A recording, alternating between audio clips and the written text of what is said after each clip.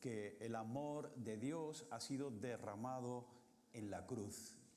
Y yo no sé si es una verdad entendida por todos nosotros. La cruz debe ser para muchos un accidente en la historia de Dios, que tuvo lugar en un momento determinado y en un pueblo determinado, bajo unas circunstancias concretas, pero que en realidad debería de desaparecer de la historia de la humanidad. ¿Por qué? Porque la cruz no es algo agradable, y mucho menos agradable de predicar, de enseñar después de 2000 años que ha pasado desde entonces. Yo me identifico con el apóstol Pablo cuando, escribiendo a la iglesia de Corinto, decía que él no se había privado de hablar de la cruz.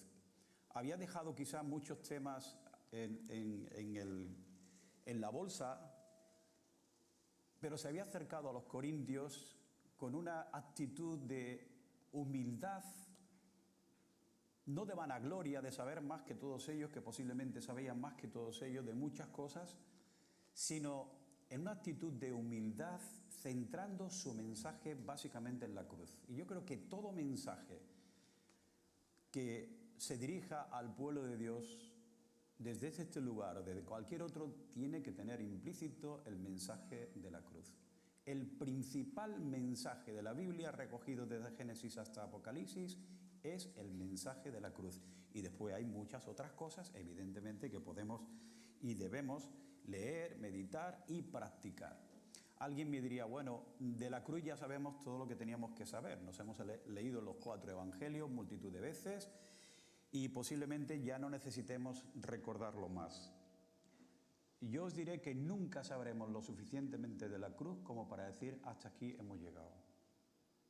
Yo creo que la parte de la cruz en la historia de Dios es la parte más desconocida. Más desconocida porque no llegaremos nunca a entender lo que Dios hecho hombre pasó en ese sitio.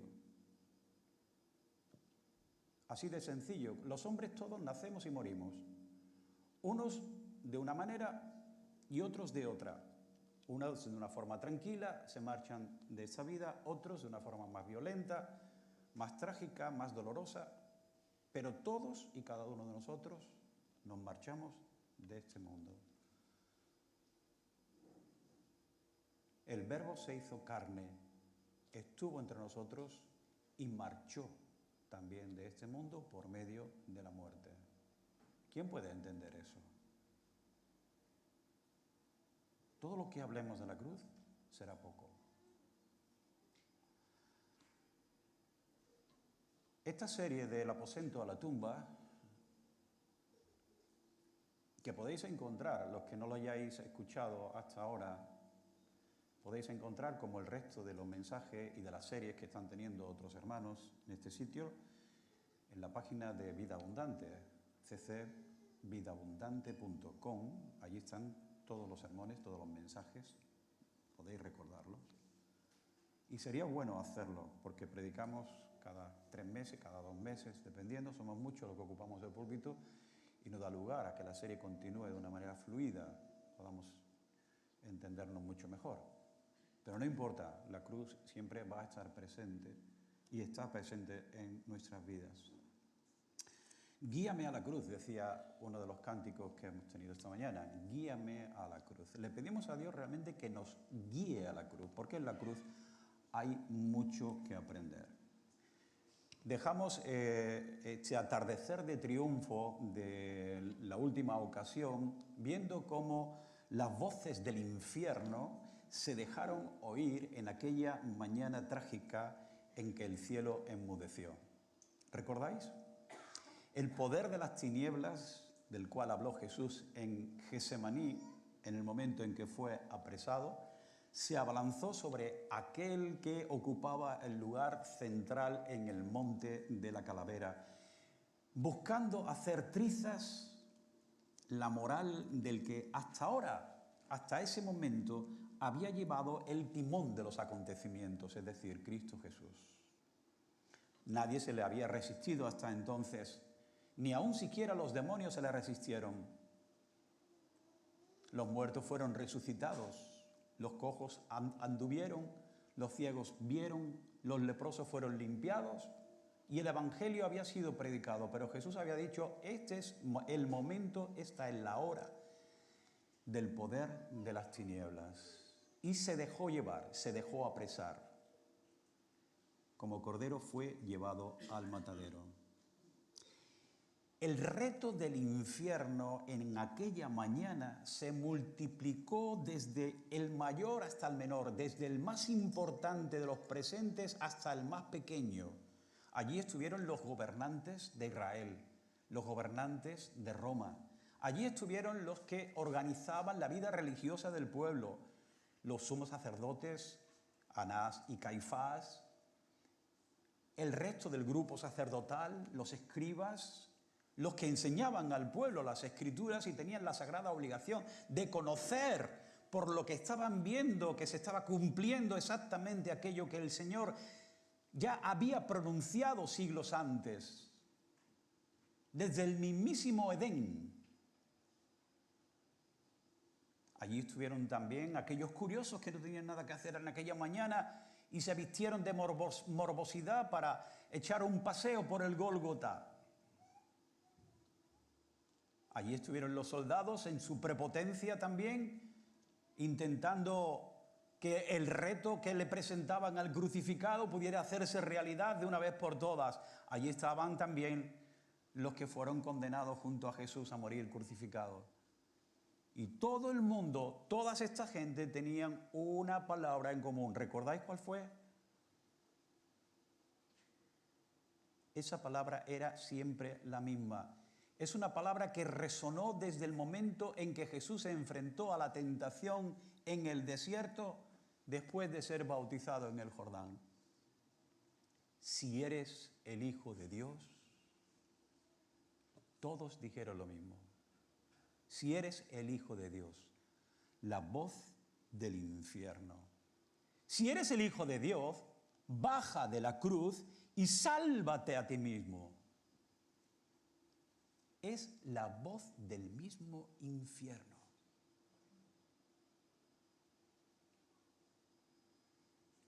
Intentaron hasta el último momento, Satanás y los suyos, hacer que el Mesías no llevase a cabo la labor que había venido a hacer y, por una vez, desobedecer al Padre.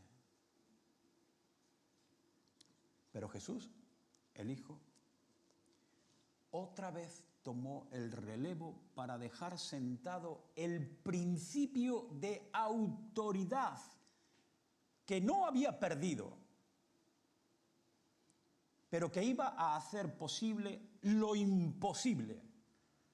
Y lo imposible era que Dios y el hombre pudieran llegar a la reconciliación por medio del Dios hombre, Cristo Jesús. Y por eso, después de que la voz de las tinieblas, la voz del infierno se dejara oír por todo aquel monte, llegó algo para nosotros muy necesario: la voz del Hijo. Quiero leeros, y no por amor al tiempo, quiero leer por amor a vosotros, aunque lo sepáis. Esto del amor al tiempo a veces suena un poco a hipocresía. Porque ¿qué mejor tiempo que ocuparnos de la Escritura? No en lo que yo pueda decir, intentaré acabar a la hora, aunque tenga que dejar la mitad para otro día. Por amor al tiempo no, por amor a vosotros vamos a leer en el capítulo 27 de Mateo, versículos 45 al 56. Y desde la hora sexta hubo oscuridad sobre toda la tierra hasta la hora novena, es decir, 3 horas. Y alrededor de la hora novena Jesús exclamó a gran voz diciendo: Eli, Eli, lema sabachthani. Como lo dijo, no lo sé. El acento tuvo que ser tremendo. Esto es, dice Mateo: Dios mío, ¿por qué me has abandonado? Algunos de los que estaban allí al oírlo decían: Este llama a Elías. Y al instante uno de ellos corrió y tomando una esponja la empapó en vinagre y poniéndola en una caña le dio a beber.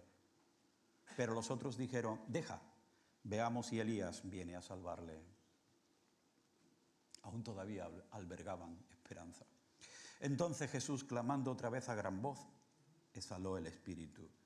Y he aquí el velo del templo se rasgó en dos, de arriba a abajo, y la tierra tembló y las rocas se partieron, y los sepulcros se abrieron, y los cuerpos de muchos santos que habían dormido resucitaron. Y saliendo de los sepulcros después de la resurrección de Jesús, entraron en la santa ciudad y se aparecieron a muchos. El centurión y los que estaban con él custodiando a Jesús, cuando vieron el terremoto y las cosas que sucedían, se asustaron mucho y dijeron: en verdad, este era Hijo de Dios. Y muchas mujeres que habían seguido a Jesús desde Galilea para servirle, estaban allí, mirando de lejos, entre las cuales estaban María Magdalena, María la madre de Jacobo y de José, y la madre de los hijos de Zebedeo. Aunque en la cruz hubo 7 ocasiones en las que Jesús abrió su boca, traemos aquí las 3 últimas porque guardan relación con Dios y con el propósito de la obra que Él vino a realizar en aquella corta vida ministerial que tuvo en su experiencia humana divina. ¿Por qué me has abandonado? La primera voz del Hijo es esta allí, que analizamos ahora. ¿Por qué me has abandonado? Las 6 horas, 3 horas de tiniebla, pero 3 horas antes ya estaba crucificado. Esas 6 horas en la cruz estaban llegando a su fin. Se acercaba el momento en que los sacerdotes debían ofrecer los sacrificios vespertinos desde la tarde y también el incienso. Mateo entonces nos dice que alrededor de la hora 9, de las 3 de la tarde, Jesús exclamó a gran voz. No sé si le quedaban muchos recursos en sus pulmones para haber lanzado una gran voz, porque 6 horas en la cruz cansa al más fuerte, mucho más aquel que ya estaba debilitado por las heridas que había sufrido a mano de sus verdugos antes de que Pilato lo mandara a crucificar. Él dijo: Eli, Eli, lama sabatani. Dios mío, ¿por qué me has abandonado? Estas no son palabras que en este momento Jesús está inventándose. Son palabras recogidas en el Salmo 22. Son palabras pronunciadas por el rey David, por su pariente lejano. Son palabras usadas por el Espíritu Santo a través de aquel siervo, pero señalando al siervo de los siervos que tendría que venir al final de los tiempos. Señalado a Jesús, y Jesús hace suya aquella frase: Dios mío, ¿por qué me has abandonado? Los que estaban cercanos entendieron estas palabras como un llamado al profeta Elías, y Elías fue un profeta que actuó de manera sobrenatural en una época de acusada incredulidad en el pueblo de Israel.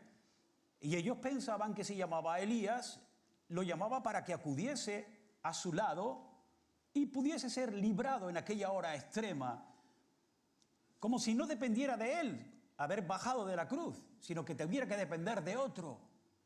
Este Elías sabemos que fue arrebatado en un carro de fuego, en un momento trascendental, como digo, donde el pueblo de Israel vivía su máxima incredulidad. Pero la desgarradora voz de Cristo, apurando el escaso aire que había en sus pulmones, reclamó al cielo respuesta que no le fue dada. ¿Por qué? ¿Por qué me has abandonado? Vemos allí que él estaba solo ante Dios, solo ante el mundo y solo frente al pecado. ¿Por qué? ¿Acaso fue un grito desesperado? ¿Acaso fue una demanda angustiosa? ¿Fue acaso quizás un horrible desengaño para él, para quien hasta ese instante había comprendido el plan y lo aceptaba sin rechistar, no entendiendo nada de lo que pasaba? Esto realmente nunca antes había ocurrido. El mismo Jesús daba testimonio cuando llegó a decir estas palabras: el que me envió está conmigo, no me ha dejado solo porque yo hago siempre lo que le agrada. Él dijo eso en Juan 8. El que me ha enviado, el Padre, siempre está conmigo. ¿Por qué razón? Porque yo hago siempre lo que al Padre le agrada. Y ahora está solo. Por tanto, ha de preguntarse, ¿desagradó quizás al Padre en aquella hora terrible?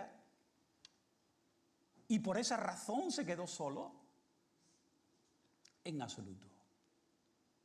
Entonces, ¿por qué? La realidad es que fue un grito misterioso, un grito difícil de explicar.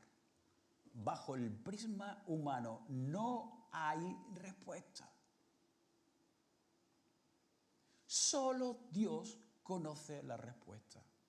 Solo Dios conoce la razón de que el Hijo exclamara de aquella manera angustiosa: ¿por qué me has abandonado? Lo que yo sé es que, aunque el Padre le abandonó, jamás dejó de amarlo. Ni él tampoco dejó de amar al Padre. Jesús no dudó ni un solo momento, ni tampoco puso en riesgo la misión que el Padre le encargó antes del tiempo, antes de crearse los mundos, pues él ya estaba preparado desde antes de la creación. No fue una obra improvisada. Dios no se encontró frente al dilema: ¿qué tengo que hacer cuando el hombre ya fue creado? Y dijo: idearé un plan para la salvación del hombre. Él ya estaba preparado. En el consejo divino, ya la deidad estaba de acuerdo en cada una de las tres personas. Él se ofreció a sí mismo, dice Hebreos.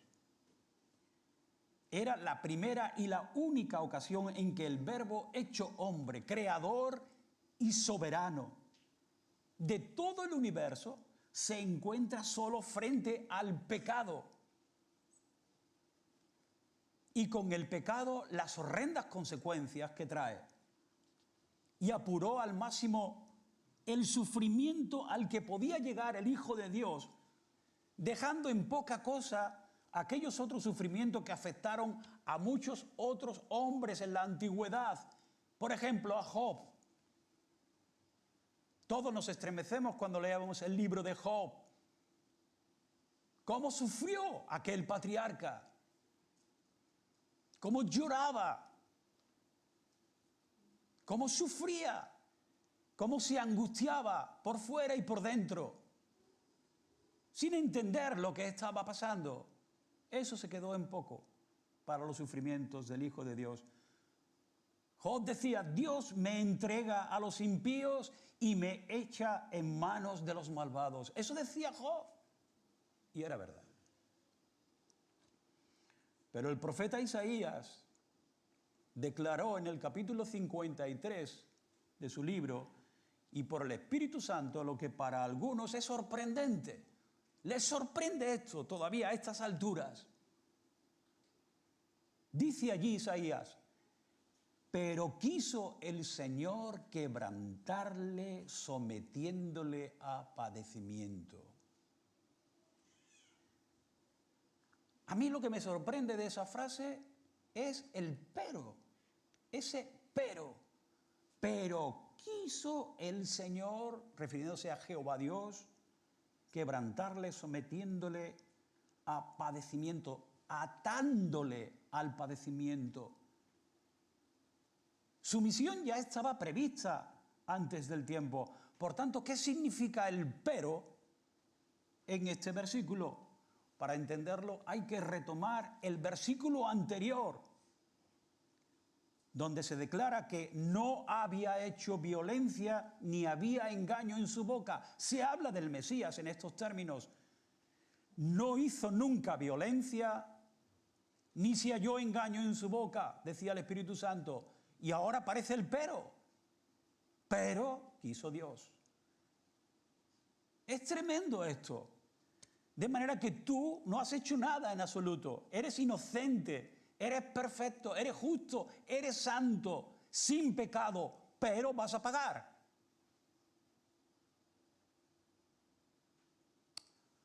¿Quién entiende esto?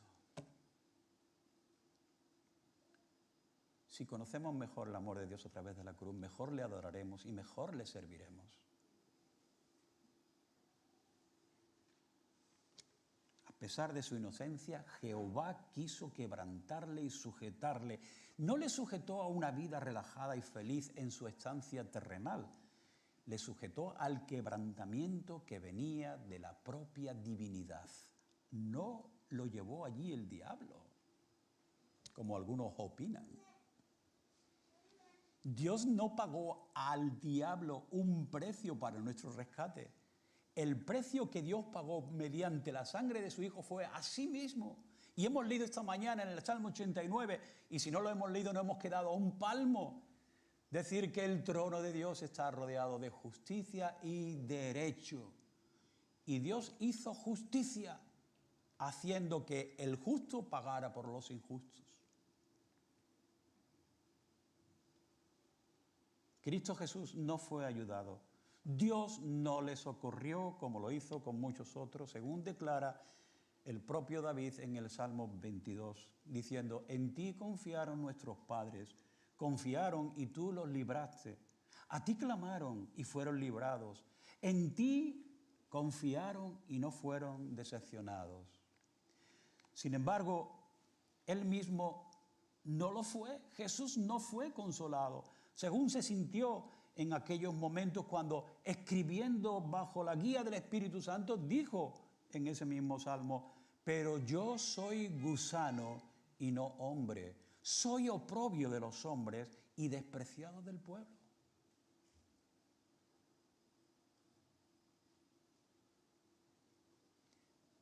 David durmió en el Señor calentito, durmió en su cama, lleno de años, pero en paz.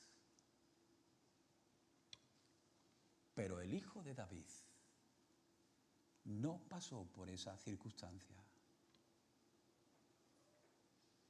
Murió en una cruz, horrible cruz, maldita cruz, para pagar por el pecado. Gusano y no hombre. En ese momento la deidad restringió el poder confortador para dejar a la naturaleza humana sensible a todos sus sufrimientos, de modo que los consuelos no pudieron quitar nada del agudo filo de su pasión, dice Alan Clark. La terrible sentencia del Edén, ¿recordáis?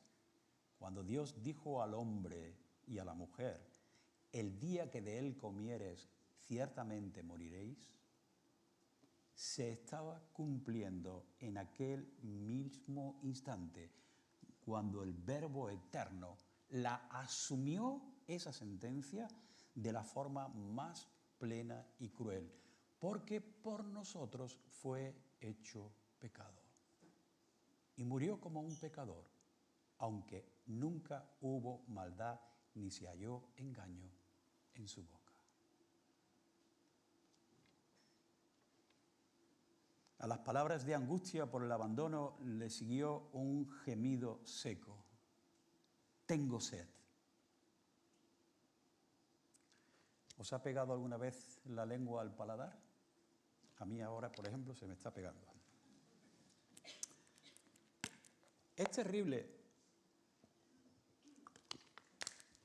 encontrar que casi no puedes tragar, hacer que se mueva un poco la campanilla, la garganta, cuando se nos pega la lengua al paladar. Nos pasa de noche, a veces si comemos algo concreto, ¿no? Te despiertas, pero no encuentras recursos. Tienes que echar mano de un vaso de agua poder seguir respirando porque te ahogas.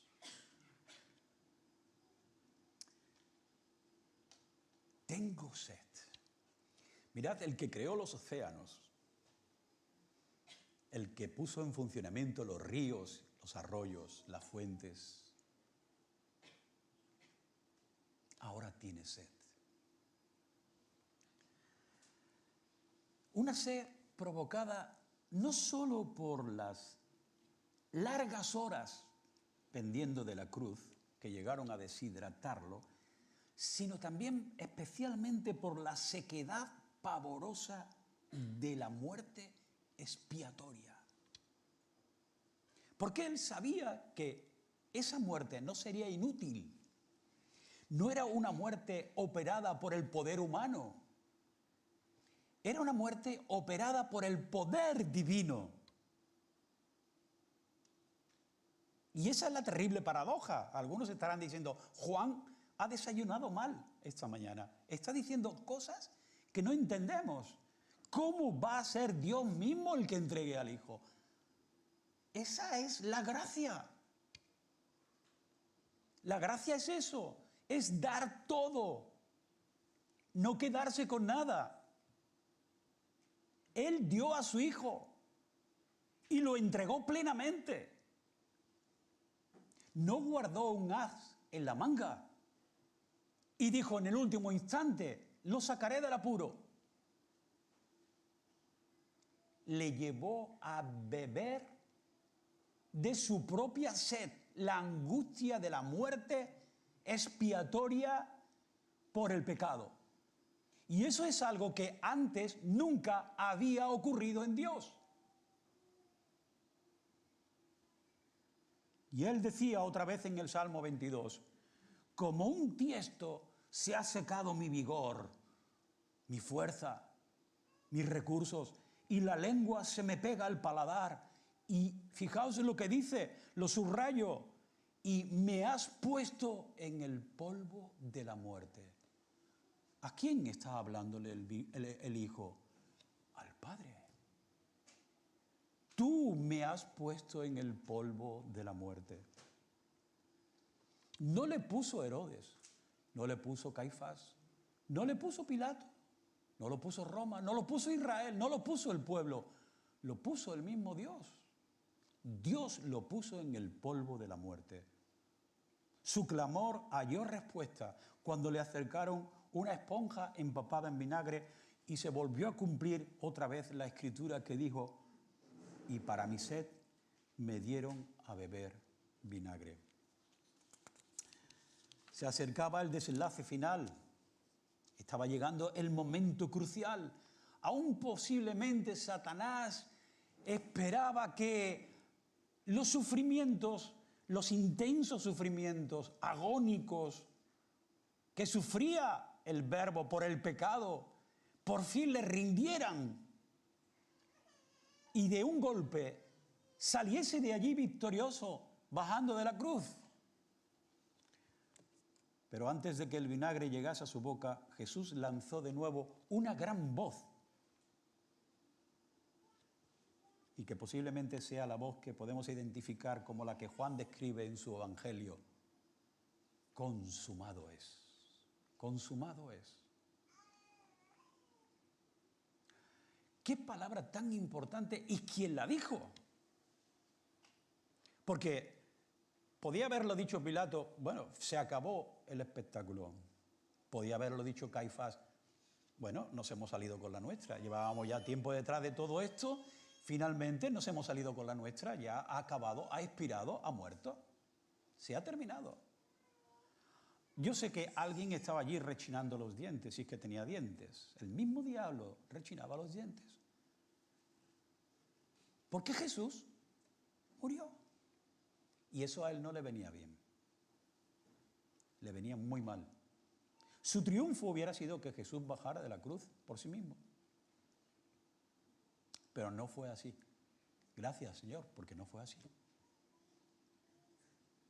Gracias que no bajaste de la cruz. Gracias que te aferraste en la obediencia al Padre. gracias a que lo que hiciste, lo que dijiste, lo que propusiste en la eternidad antes que nada fuese creado, lo llevaste al final cumplimiento en el tiempo. Gracias por no bajar de la cruz. Muchas cosas serán consumadas en ese instante. Entre otras, por ejemplo, el cumplimiento de la ley en su máxima expresión. Nadie nacido de mujer hasta ese instante había llevado el cumplimiento de la ley a su final extremo. Nadie. Era el primero.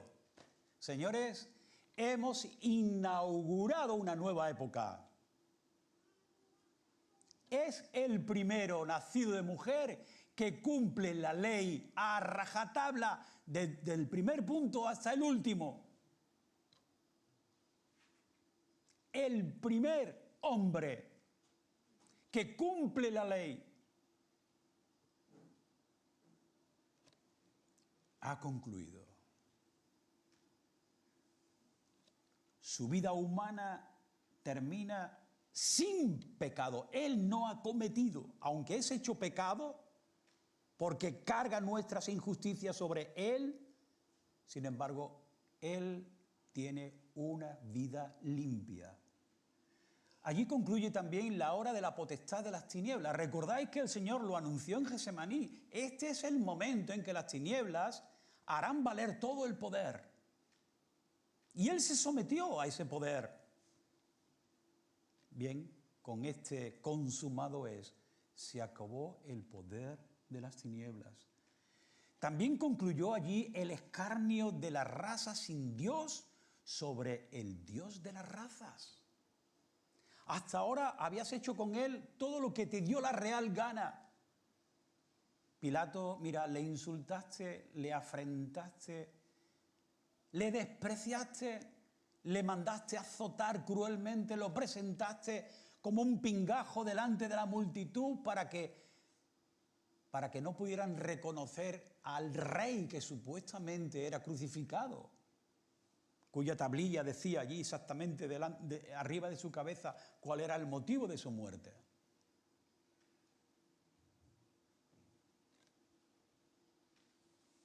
El Dios de la raza,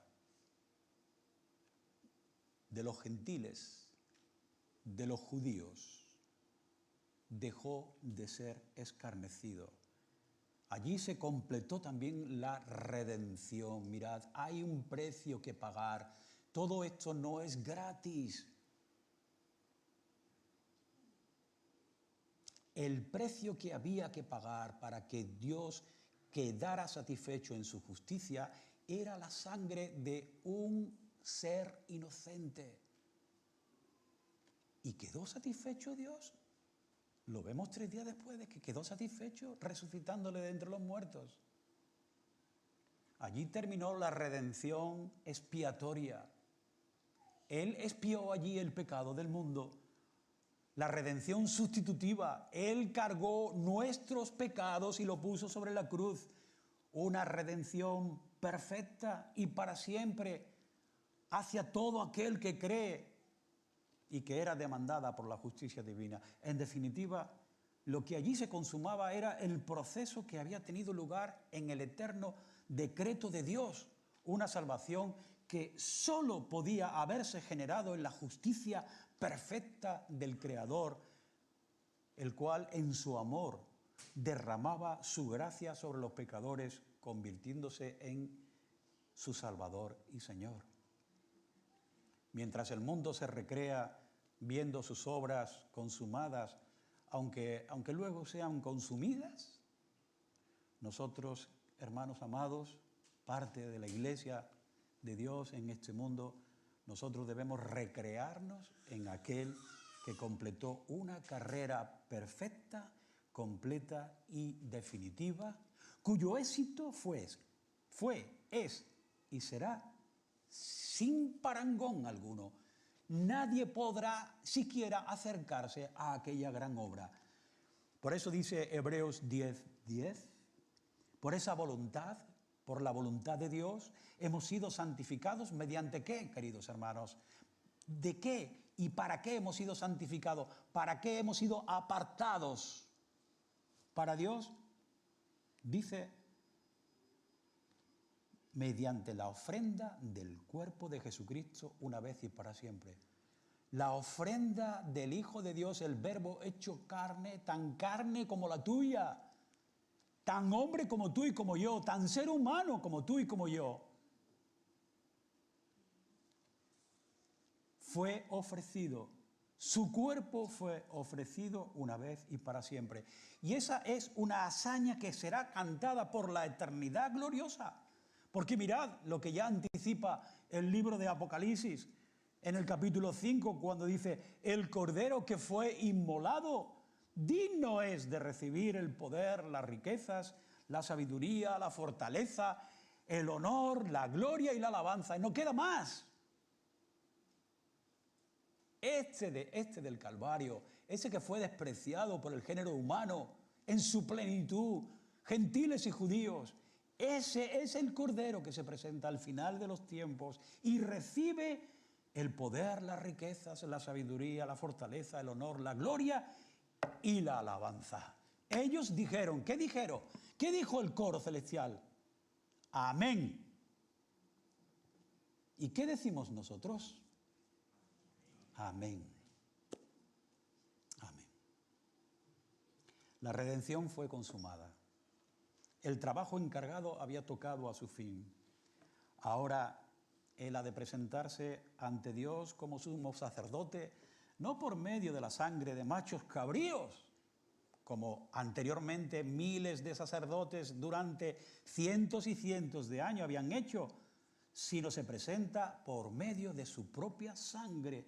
Entra en el lugar santísimo una vez para siempre. ¿Por qué? ¿Por qué una vez y para siempre? Porque ha obtenido redención eterna. Y no hay más redención. No vuelve a haber más en la vida un calvario. Nunca más. No hay más sacrificio por el pecado. Se terminaron los sacrificios. Punto y final. Él rompe la inercia que se inicia allí, en un monte, en el Sinaí. Esa inercia se rompe en el Calvario y ese sacrificio no volverá a realizarse nunca más. Ni en esta tierra, ni en ninguna otra tierra o planeta que se pueda encontrar en cualquiera de las galaxias. Nunca más. Consumado es. Dios había sido agradado en todo por el siervo sufriente, teniendo sus deseos, los deseos del siervo como alimento vital. Él dijo, mi comida es hacer la voluntad del que me envió y llevar a cabo su obra, terminarla, finiquitarla, concluirla. No hay reproches, por tanto, de parte de Dios a la labor conclusa, terminada del siervo de Jehová, por lo que solo resta que el Mesías repose de su trabajo. El sol, que durante 3 horas había estado oculto por las tinieblas, se cubre ahora de un manto tétrico y trágico. La luz del mundo va a morir al compás de un inminente resurgir de la vida. Y Lucas recoge este momento, capítulo 23, versículo 46. Padre, Padre, en tus manos encomiendo mi espíritu.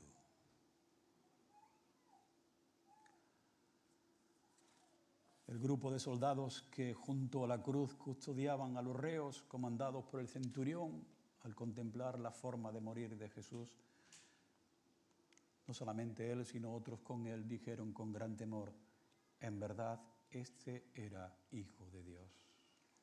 Y si era Hijo de Dios, estamos convencidos de que el Espíritu Santo habló a su corazón y ellos, tarde o temprano, se convirtieron en seguidores del Maestro.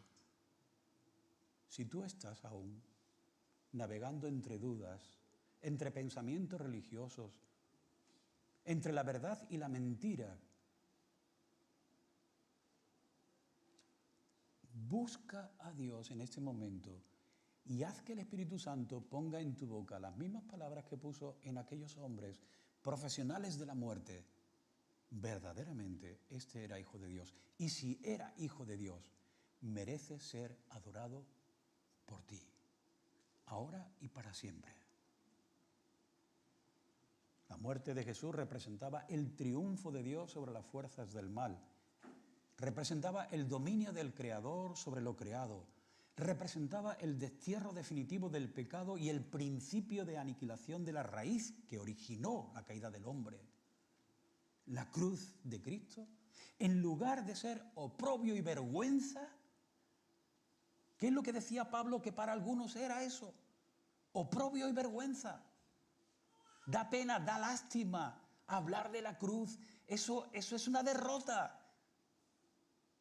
No merece la pena hablar de los derrotados.